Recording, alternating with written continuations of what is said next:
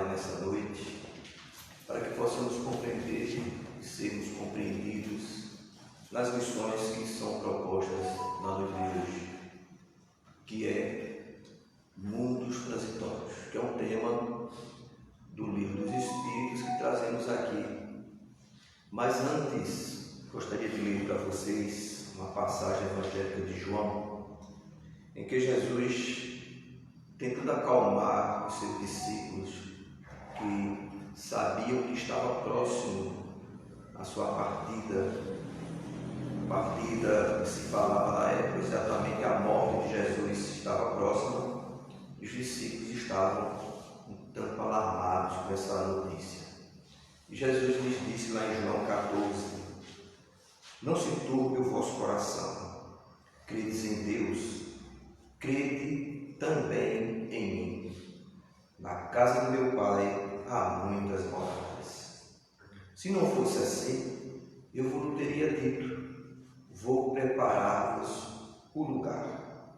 E quando eu for e vos preparar o lugar, virei outra vez e vos levarei para mim mesmo, para que onde eu estiver, estejais vós também. Mas disse Tomé é parecido comigo, sabe? Duvida de tudo. Senhor, nós não sabemos para onde vais, e como podemos saber o caminho? Disse-lhe Jesus: eu sou o caminho, e a verdade, e a vida. Ninguém vem ao Pai, senão por mim.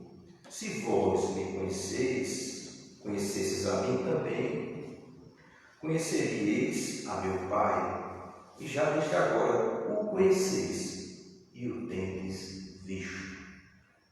Nessa passagem, Jesus deixou claro que não existe apenas esse mundo de viver, esse mundo material, que existe outro mundo, outra morada, que só depois do advento do Espiritismo é que tivemos mais detalhes sobre essa informação que Jesus passou naquela época. Imagine Jesus falar sobre os planetas, sobre as estrelas, sobre galáxias, aglomerados de galáxias, super aglomerados de galáxias naquela época.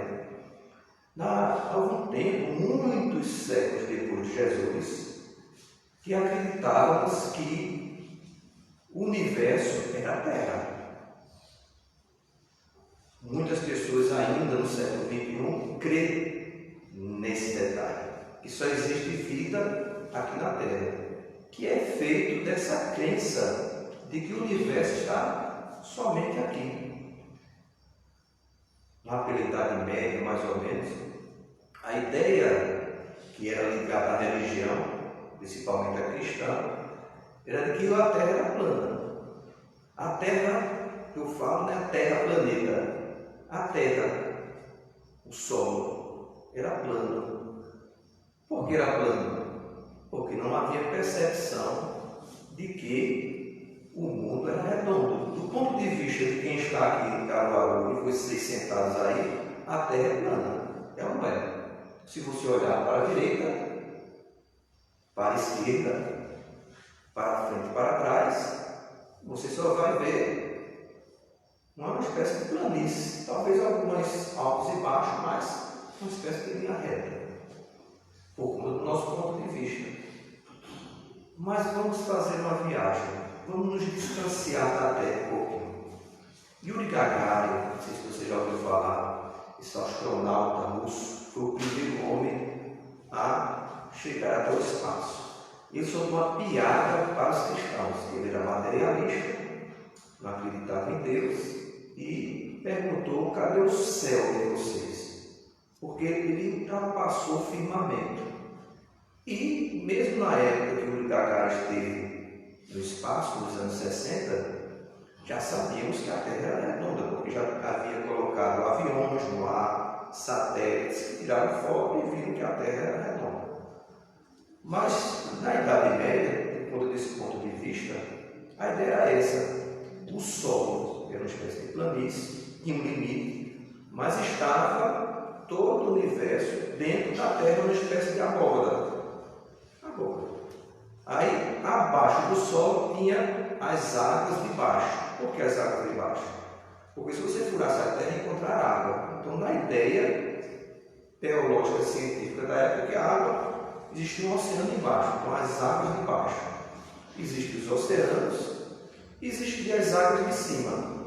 Era algo assim, havia a volta redonda que circundava e protegia a Terra. Existiam comportas, existia água lá em cima, existiam comportas que, quando eram abertas, caía a água, era a chuva. Ninguém entendia a questão de a água, da evaporação. Acreditava-se que existia alguém, que era Deus, que abria as comportas e caía a chuva. E as estrelas? Também dentro da terra, essa borda. As estrelas, como não tinha asa, criaram a ideia, alguns artistas, de que elas estavam penduradas, espécie de lâmpadas penduradas nessa borda. E a lua, o sol, tudo dentro da terra. A terra era o centro do universo. Nessa época. E olha que vocês acreditavam nisso. Pode crer, eu também.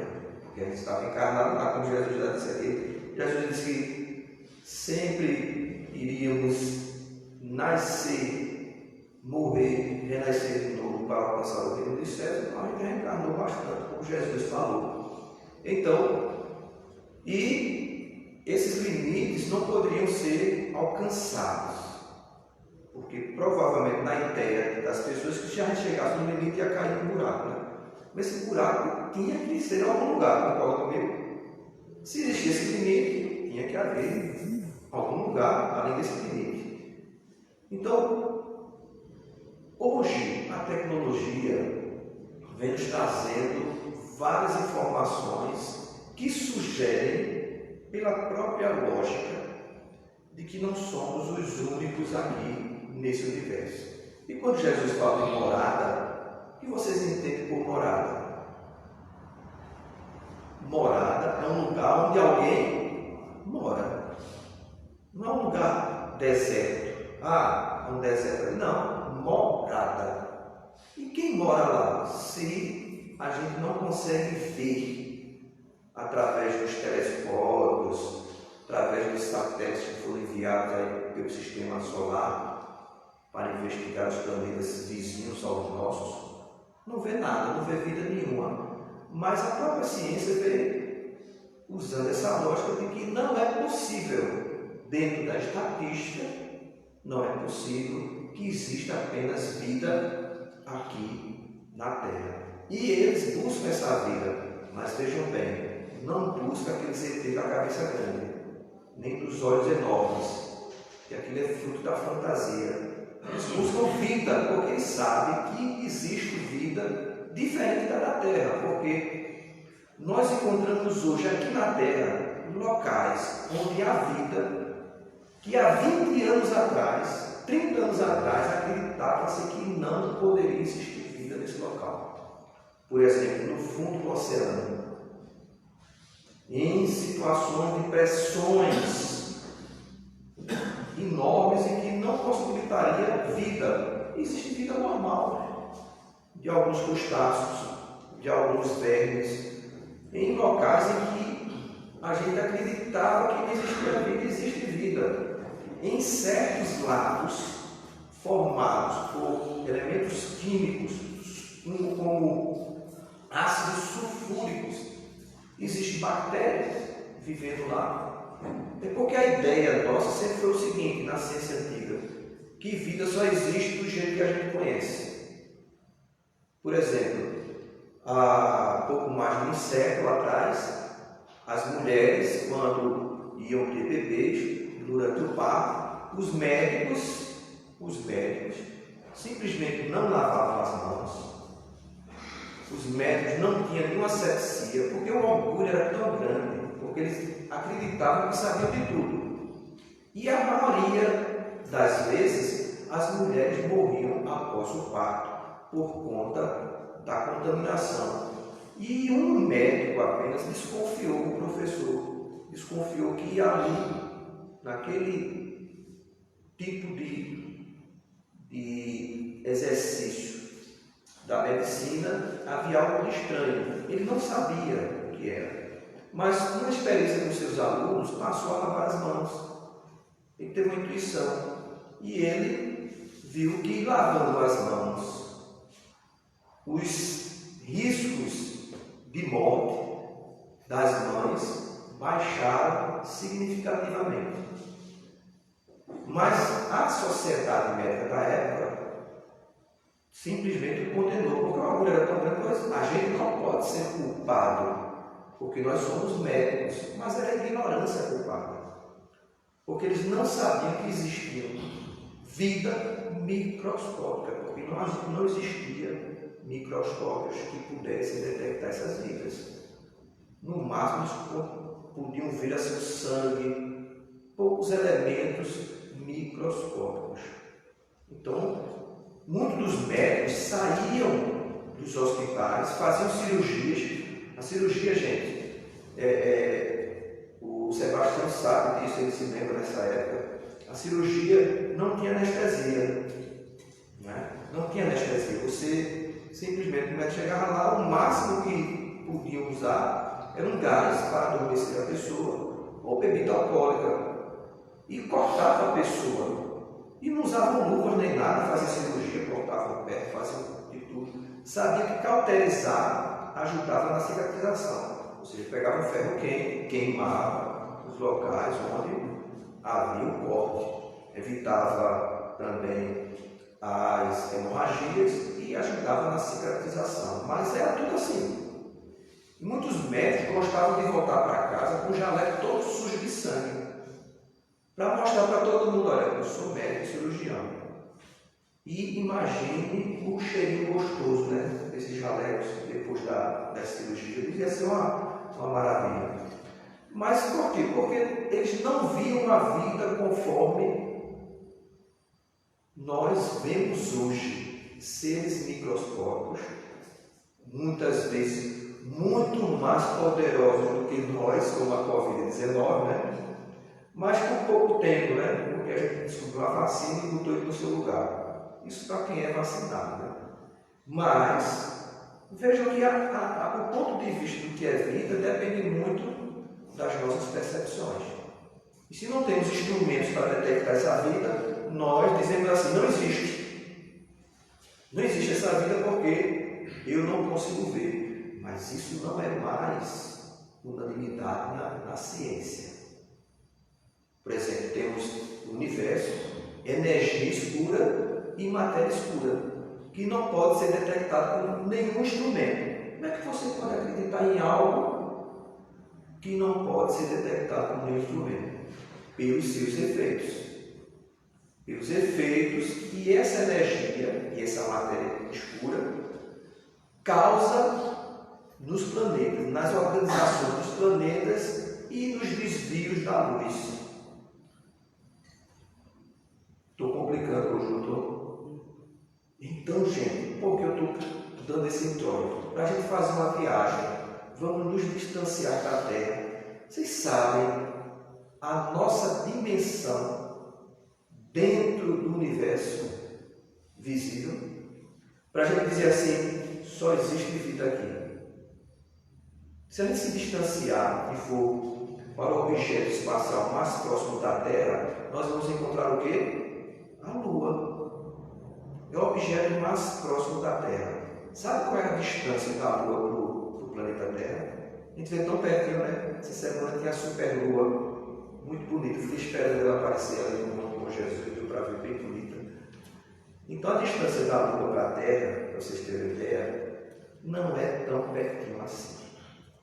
Se a gente enfileirar, botar 30 terras, uma do lado da outra, é a distância da Terra para a Lua. Não é muito perto. É tanto que leva, para você falar com alguma pessoa aqui na Terra, de lá da Lua, leva mais de 2 segundos para chegar o áudio aqui, ou uma foto, qualquer informação. Leva tempo. Parece pouco, né? Mas é muito tempo. E a gente pode se distanciar um pouquinho mais e ver Marte, por exemplo, todo mundo está falando em Marte agora, viajar para Marte. Marte, gente, se a pessoa for para Marte e tiver uma emergência, se ele passar um rádio para a Terra, vai levar 20 minutos para esse áudio chegar aqui. Pra vocês terem uma ideia da distância de Marte para cá. Vai levar alguns anos com a velocidade que a gente tem hoje, o foguete mais rápido que temos hoje aqui na Terra, levará alguns anos para se chegar em Marte. E mesmo assim, não há tecnologia hoje para que a pessoa sobreviva em Marte. Não há. Mas vamos ver a dimensão, a distância.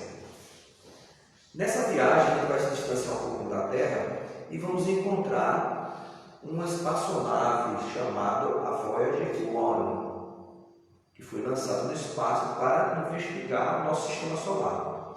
Ela está distante da Terra hoje aproximadamente 138 vezes a distância da Terra do Sol. Então, se você pegar a distância da Terra do Sol e multiplicar por 138, é a distância que a Voyager está da Terra hoje, mandando algumas informações. Já passou por Júpiter, já mandou algumas fotos para cá. E, gente, ela viaja a mais de 60 mil quilômetros por hora. Sabe o que é isso? 60 mil quilômetros por hora. Tem gente que quer fazer isso na BR-232, não aconselho. Essa buraqueira que tem aí não é bom. Nem a 100, nem a 80. Quanto mais a 60 mil quilômetros por hora. É a velocidade que a Voyager 1 trafega dentro do nosso sistema solar. E ela não atingiu. Vejam só, o sistema solar, o tamanho dele é medido pela ação magnética do Sol. Então é um círculo. Então não é o limite do sistema solar o planeta Plutão. É o último planeta do sistema solar, mas não é o limite do sistema solar. Ele é muito maior. Mas para vocês terem uma ideia, existe uma espécie de poeira que são vários objetos do espaço, uma espécie de cinturão, e que só é visível em forma de poeira. Então, faz parte do sistema solar, está muito além de Plutão. Mas para vocês terem uma ideia da dimensão em que a gente está no espaço, o sistema solar, que a gente vê tão bonitinho na escola, né? Tão pequenininho, a Voyager, viajando a mais de 60 mil quilômetros por hora, vai demorar 30 mil anos para chegar no limite do sistema solar. Sebastião é o único que vai estar vivo daqui a 30 mil anos, porque ele já viveu mais de 60 mil anos. Imagine, gente, isso é só o sistema solar. Você viajando a 60 mil km por hora, você vai chegar no limite do sistema solar daqui a 30 mil anos. E a Via Láctea, da qual o sistema solar é um pontinho de nada dentro da Via Láctea. Um pontinho. O telescópio James Webb, você pode imaginar o seguinte: olhe, estique seu braço e na ponta do seu dedo imagine um pontinho, um grão de areia. Foi esse grão de areia que o telescópio James Webb escolheu para ver no espaço. E ele fotografou. Primeira foto. Tinha mais de bilhões, milhões de galáxias e planetas e estrelas. Somente nesse pontinho. E a Via Láctea é uma galáxia pequena. Existem galáxias muito maiores com muito mais planetas e estrelas. E os estudiosos dizem que existe porque existe o que a gente pode enxergar com os telescópios, mesmo mais poderoso, que tem um limite, que é o limite da velocidade da luz. Então existe um limite, então a gente está limitado a ver o universo somente numa distância em que a luz pode chegar até nós, que chamam o universo visível. nesse universo visível, calcula-se hoje que há 2 trilhões de galáxias. 2 trilhões de galáxias. A gente nem sabe contar quanto existe de planetas e estrelas na nossa galáxia Via Láctea. Quanto mais 2 trilhões de galáxias. No universo visível. E existe mais coisa para lá, nesse limite, que não poderemos enxergar, porque o universo está em expansão e existem muitos planetas e sistemas que estão se expandindo com uma velocidade acima da luz. Então vai ser impossível essa luz chegar aqui, porque a gente só percebe as coisas pela luz. Nossa percepção está limitada à luz. Eu aumentei demais a nossa visão do universo. Deu para vocês? É coisa demais, não é? Para o nosso total. Agora, dentro dessas informações todinhas, eu pergunto a vocês. Vocês acreditam que isso tudinho Deus criou somente para a gente morar? Vocês acreditam? 12 trilhões de galáxias visíveis. Tem mais para lá que a gente nem sabe, nunca vai saber. Se a Terra viver eternamente com essa mesma percepção, nunca vamos ver. É 2 trilhões de galáxias invisíveis e mais para lá. Aí Deus criou tudo isso só para a gente morar. Eu concordo com você. Como eu sou muito lindo, aí Deus descobriu que essa é muito lindo, eu vou criar um planeta só para você. Para você me adorar. Né? Gente, Yuri Gagarin teve que soltar essa piada. Cadê o céu de vocês? Existe até católicos, padres católicos, que são astrônomos. E não acredita nessa coisa de... Acredita em Deus, mas acredita nesse universo imenso. E acredita que existe vida. Mas o Espiritismo vem dizer o seguinte: existem vidas que a gente não consegue perceber hoje. Assim como a gente não conseguia perceber os seres microscópicos que viviam conosco, que estavam conosco, a gente não sabia. Por conta das nossas percepções e equipamentos. Os equipamentos estão aí. Telescópio James Webb, Hubble. Então tudo aí juntando as informações. Tem telescópios terrestres aqui que juntam as informações, todos eles juntam e tentam melhorar as percepções de tudo isso que Deus criou. E o Espiritismo vem dizer que existe vida, sim. Como Jesus disse, existem moradas da qual vocês, discípulos, não podem ir agora. Se vocês não podem ir, então é porque vocês estão numa dimensão limitada. Nós estamos numa dimensão limitada. Presos em corpos biológicos, que não podemos sair do nosso planeta, a não ser espiritualmente, nunca biologicamente. Carl Sagan, um grande cientista, ele dizia assim: Deus é tão inteligente que prendeu os homens aqui, nesse corpo biológico. Porque ele não consegue nem ir à Lua, tem que usar um monte de equipamento, tem a radiação solar. Se você ficar muito tempo sem gravidade, a osteoporose acelera, os músculos vão atrofiar. Então Deus prendeu a gente aqui. Ele é tão inteligente. Sabe por que Deus fez isso? Carl Sagan dizendo, não com essas palavras, mas com esse sentido. É porque a gente é tão imperfeito que Deus disse: eu não vou mandar esses caras para atrapalhar ninguém em outro planeta, não. Deixa eles aqui. Guerra, assassinato, egoísmo, crimes e uma série de imperfeições morais. Para quê? Para você viajar para outro planeta mais evoluído e atrapalhar? Deus já resolveu isso.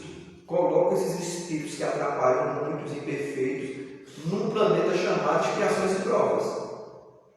Que coincidência, é o nosso planeta, gente. É de expiações e provas. Então a gente está presinho aqui porque a gente é muito desobediente conforme a história de Adão e Eva, que eles obedeceram e foram condenados a ser expulsos de um lugar muito bom para viver num lugar não tão bom. Mas mesmo assim, tudo é feito para o nosso progresso. Então cada mundo nessa visão cósmica que a gente colocou aqui, tem vida. Se não tiver vida espiritual, tem vida de espíritos encarnados e tem vida de espíritos que não reencarnam.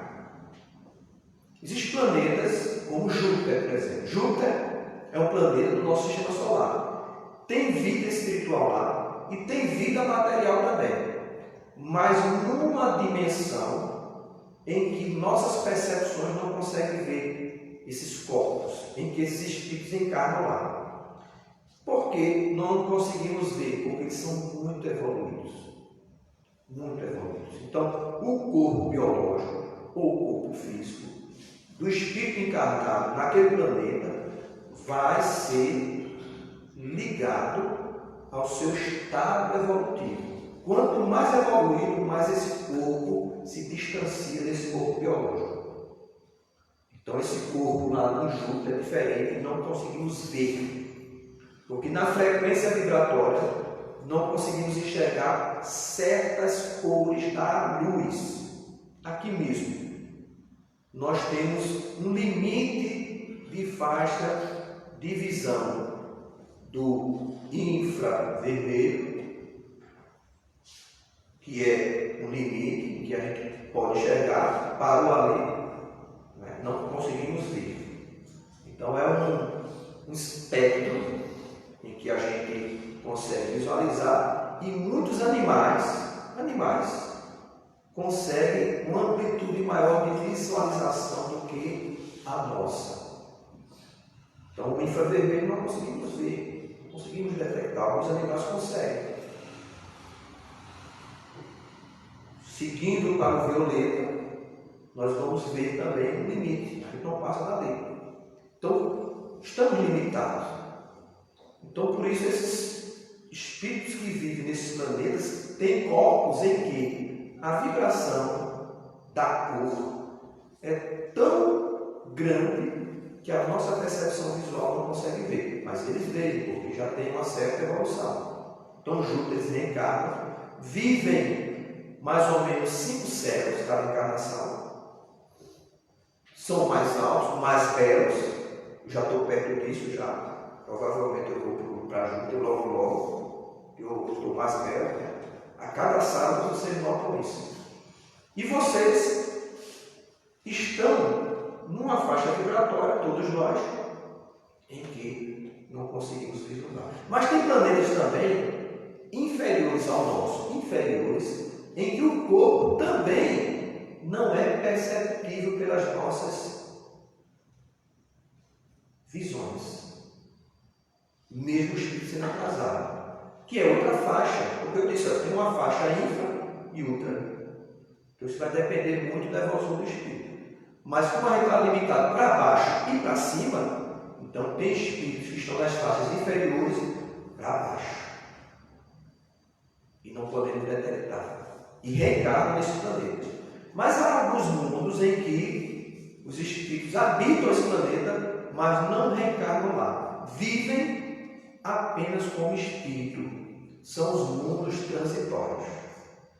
De que Kardec cita na obra. Os mundos transitórios não foram feitos para reencarnar. Foram feitos para que espíritos possam lá acampar.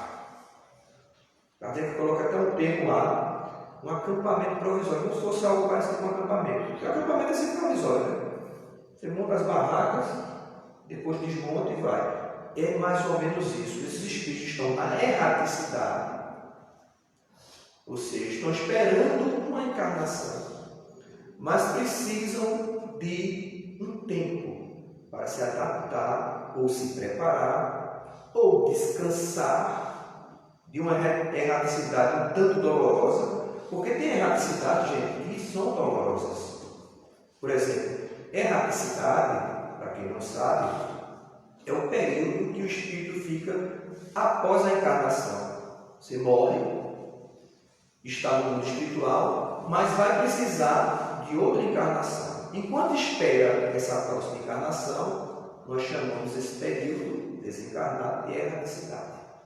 Então tem mundo só para espíritos que estão aguardando uma nova encarnação, um novo planeta. Por que se chama transitório? Porque geralmente esses mundos é você ir de um determinado mundo para outro.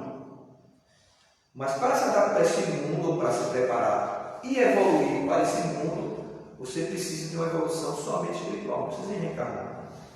Esses mundos são específicos para isso. Kardec até questiona, e a própria Terra já foi, porque Kardec perguntou: a Terra um dia será um mundo transitório? Os espíritos disseram: já foi. Mas Kardec, quando? No momento, no período em que estava sendo construído o nosso planeta. Então não havia vida material, não havia vida orgânica, mas havia espíritos habitando o nosso planeta como espírito, porque geralmente esses planetas não têm a natureza que a gente tem. A árvore não tem vida como a gente conhece. Não existe porque, como não é esses mundos destinados à reencarnação e evolução, nem os princípios espirituais estão lá. E os princípios espirituais habitam corpos vegetais, corpos animais, que estão evoluindo dentro de um planeta em que há espíritos reencarnados como nós. Então, nesses planetas, então eles não são belos.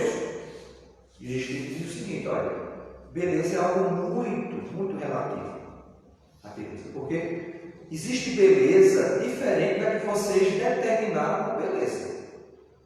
Nem todo mundo concorda que eu sou belo, mas tem muita gente que acha muito lindo. Então, beleza é algo muito relativo. Mas o belo é estimulado, geralmente, no nosso psiquismo, através dessa natureza que foi planejada por nós aqui.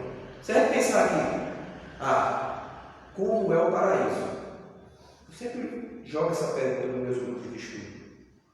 Descreva o paraíso. Aí alguém vai dizer: é cheio de rosas, é cheio de um lago belo, cheio de aves bonitas, coloridas, o céu azul, o outro cheio de estrelas, montanhas, aquelas paisagens. Tudo descrição de onde? Da Terra. Então a gente mora no paraíso. Em termos de beleza, nós moramos no paraíso. O inferno está aqui dentro, olha. Está aqui dentro do inferno. É como a gente vê as coisas. Mas o belo é estimulado. Então, nesses mundos transitórios, a beleza é de outro jeito, de outra maneira. Se você for ao deserto, alguns desertos dos Estados Unidos, ou o deserto do Saara, se você notar, você vai ver a expressão de uma certa beleza. Apesar de não ter vida visível, nós vemos uma beleza, aquelas dunas. Algumas regiões dos Estados Unidos, como o Grand Canyon, a gente vai ver que não tem nada, mas é uma beleza, uma espécie de escultura da natureza. Então a beleza tem uma relatividade. Então os espíritos dizem: esses planetas são meio áridos, mas são belos, dentro do ponto de vista do que é beleza.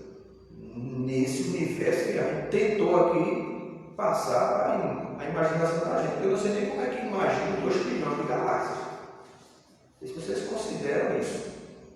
Então o mundo transitório é mais um mundo conforme Jesus falou. Há muitas moradas. Morada para espírito inferior, superior, morada para anjos. Jesus mora num planeta onde existe uma comunidade de espíritos puros. O que é um espírito puro? Espírito que evolui ainda, mas não precisa da encarnação para evoluir. Continua evoluindo. Telésforo é um espírito que se apresenta numa das obras do espírito André Luiz. E ele veio para a dimensão onde André Luiz estava, no mundo espiritual. Mas ninguém podia ver esse espírito, de tão evoluído que ele era. As vibrações lá não permitia a percepção desse espírito. Então o que foi que ocorreu? Criaram uma espécie de câmara onde ele foi materializado na forma que ele escolheu. Então ele se apresenta materializado e começa a falar sobre Jesus. Ele vai falar sobre Jesus, um espírito muito falar sobre Jesus. Porque Jesus, como foi dito aqui no início, é o caminho, é a verdade, é a vida. Crede. Se não fosse assim, Jesus teria dito: crede, há muitas moradas na casa do meu Pai. E Telésforo mora em outra morada, que não é essa que a gente está aqui, como encarnado. E André Luiz tem uma morada chamada, qual o nome do nosso lar? A gente pode chamar de morada. Então a concepção de morada pode ser uma dimensão dentro do próprio planeta. Então o Telésforo dá uma mensagem belíssima, usando as passagens do Novo Testamento, e depois desaparece. André Luiz fica impressionado com aquele espírito. Aí André Luiz diz: seria ele um desses espíritos celestiais? Porque o espírito celestial é um espírito que anda livremente pelo universo. A gente está preso, né? Eu ainda nem saí do Nordeste ainda. Aí eu nem do Nordeste, quanto mais ia ali em Júpiter. Aí André Luiz disse: meu Deus, esse é um espírito celestial. Aí ele disse: não, meu amigo, ele é um morador da Terra. Ele é um morada da Terra. Porque existem dimensões dentro do planeta Terra de espíritos que não precisam reencarnar na Terra. Precisa reencarnar para evoluir. Não é espírito puro. Mas na Terra não tem mais o que ele aprender. Não tem mais o que ele evoluir. Ele chegou num ponto que encarnar na Terra só se ele quiser, em missão. E mesmo assim, se ele quiser, as reencarnações, se ele reencarnar num determinado período, ele vai levar alguns séculos para poder reencarnar de novo. Porque não tem utilidade. Não tem utilidade. Então, esse espírito é morador da Terra. Aí foi explicado lá no André Luiz como funciona a questão da evolução. Aí a gente viaja nesse mesmo caminho que eu mostrei no início, né? Telésforo é um dos espíritos que gostaria muito de fazer parte da comunidade de espíritos de Júpiter. Ele está aqui na Terra, mas trabalha esperando um dia fazer parte da comunidade dos espíritos de Júpiter. Os espíritos de Júpiter, por sua vez, trabalham, evoluem para um dia fazer parte da comunidade que dirigem os destinos do nosso sistema solar. Esses espíritos que Jesus faz parte dessa comunidade de espíritos puros que decidem as questões do nosso sistema solar, ao mesmo dia fazer parte da comunidade de espíritos que dirigem a constelação de Hércules, da qual o sistema solar faz parte. A constelação está incluído galáxias, está incluído estrelas, a constelação de Hércules, nós somos da família. Existe uma comunidade de espíritos que dirigem essa constelação. Por sua vez, esses espíritos que dirigem a constelação de Hércules, eu nem sei quantos bilhões de planetas tem, eles ao mesmo dia fazem parte da comunidade de espíritos que dirigem e organizam os destinos da Via Láctea, que tem bilhões de estrelas. Esse pessoal da Via Láctea, por sua vez, trabalha para evoluir um dia serem participantes da comunidade de espíritos que vão organizar um aglomerado de galáxias. E por sua vez, esses espíritos que dirigem esses aglomerados de galáxias estão trabalhando para evoluir e dirigirem, organizarem, junto com a comunidade de espíritos, para organizar e dirigir uma super aglomerado de galáxias. Aí vai o universo, além dos limites do universo. Então, não há limite para a evolução. Mas, um dia, nós vamos evoluir sem o mal. Júpiter não é de espíritos puros, mas não existe mais o mal entre os espíritos lá. A gente pensa que é longe, né? Chegar a um nível desse é arrastado a nossa evolução, porque nós somos imperfeitos. A gente escolhe sempre o caminho errado. A gente não quer seguir, acreditar no que Jesus falou. Crede em mim. A gente não quer.